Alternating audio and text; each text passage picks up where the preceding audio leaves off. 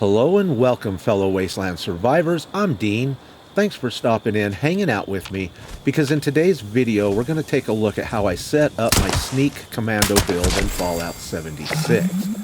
A couple of months ago, a few of my friends in Discord were talking about how they were going to set their character builds up. I told them about my sneak commando, and one of my friends said that it would be perfect for him because he wasn't a very good shot, free aiming, and a vats build would be perfect. And not only does this build do a lot of damage in vats with crits, but even free aiming it does a tremendous amount of damage. So let's see how it's built.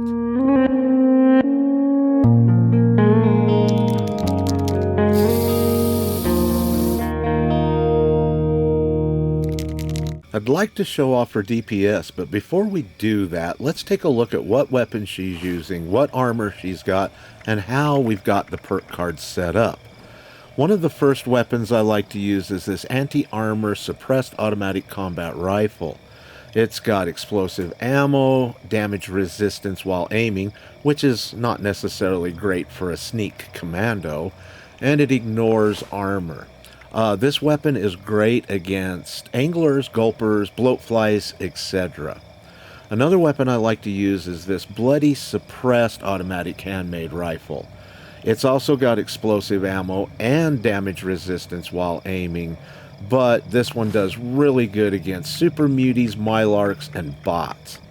Now, my favorite weapon that I use most of the time is this quad fixer. It's got quad ammo, of course. Vats critical shots do 50% more damage, which is perfect for this commando sneak build. And it's got faster reload, which is great for the quad effect on this weapon. It's my pretty much all-around weapon that I use for everything. I am playing bloodied, so I do use unyielding armor. Now, most of my armor has some pretty terrible stats, like 1 strength or centennial, which once again is not very good for a sneak commando build. But as long as you've got unyielding, it's just going to work out great for you no matter what the stats are. In apparel, I use shielded long johns for the 3 perception, 3 agility, 1 luck, and I've got the tattered dress for the 1 perception. In the perk cards, I've got 2 in strength, running bandolier to hold all that ammo that we're carrying for those 3 weapons. In perception, I've got 15. I use tank killer and all 9 of the expert commando. I'm also using concentrated fire. That way I can target certain body parts. In endurance, I've got fireproof. That way I can handle the scorched beast screams without dying. And radical. Give me a little extra strength to carry stuff. In charisma, I've got 4, strange in numbers, and then also tenderizer. Now, tenderizer is a card you could kind of play around with. You might only need 1. I'm running 3. In intelligence, I've got 6. I've got nerd rage, which is a must, and I'm using batteries included because I do have 2 legacy weapons that I use with this character, and I need to carry that ammo for that weapon. In agility, I've got Action Girl, Mr. Sandman, and Escape Artist. Also 5 adrenaline. That way we can really get that DPS up. And Covert Operative. In luck, I'm running all 15 cards there.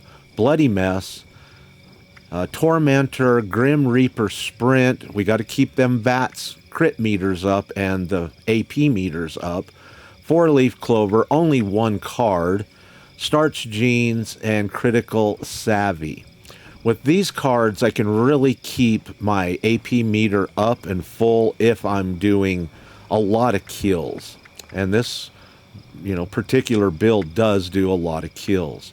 Now, for legendary, it's pretty much whatever you want to do here, although follow through is very important for the range sneak attack damage. Now, Choppy helped me put this build together, and he says taking 1 for the team is extremely important these days. Even though this character doesn't take any damage, somehow or another the game is broken in a way that it does a lot of damage or something. But you set those cards up however you would like them for the way that you play. All right, now, at my camp here, I do have a fisher sight, and every time I show up, we've got a Scorch Beast, perfect, level 75, and legendary 1-star. But let's take a look and show that what buffs I'm actually running right now. I've just got the regular well-rested and, you know, well-tuned and all that stuff. I do have a little bit of food in me for some agility, etc. I'm not super buffed up here.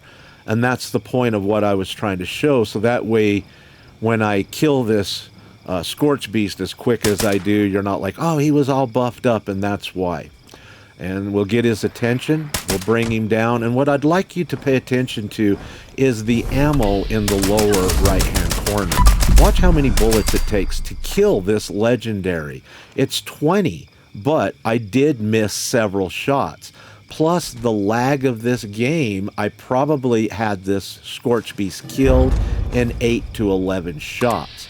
Watch how quickly and how many shots it takes to kill all of these Scorched. Yep, just 1, 2 bullets, they're dead.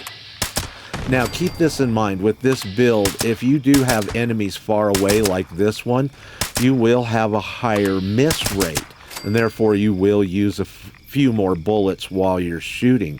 But anything that's close to you, I mean, almost every shot hits. So it only takes 1, 2, maybe 3 bullets to kill almost everything. A Scorch Beast level 100 legendary may take me about 20 rounds to actually kill. But the DPS is so fast on her that I can actually kill them before they mutate. Now, all of the damage that you just seen was done by using the fixer. In these next few segments, I'm going to be using the anti-armor combat rifle, and you can see just how much damage it does in vats or out of vats. Now, one thing to keep in mind if you're sneaking and using an explosive weapon is that enemies will be able to detect you. But I'm using Escape Artist, and so all I have to do is stand up and crouch again, and I can go back into sneak. But these explosive weapons do so good that I can usually kill most enemies before they actually really detect me or start attacking me.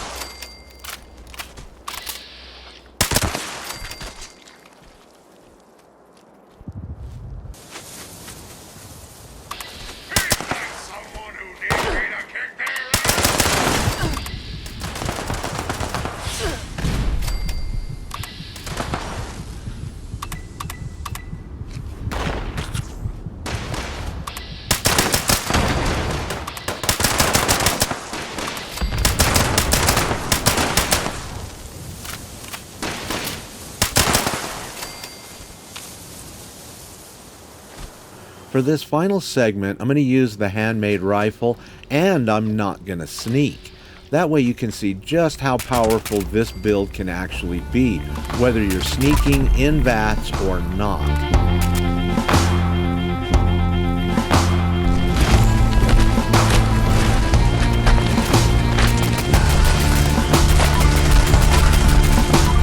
Oh, look at there, almost killed it before it could mutate. If I'd have had one more bullet in the clip, I probably could have got it done.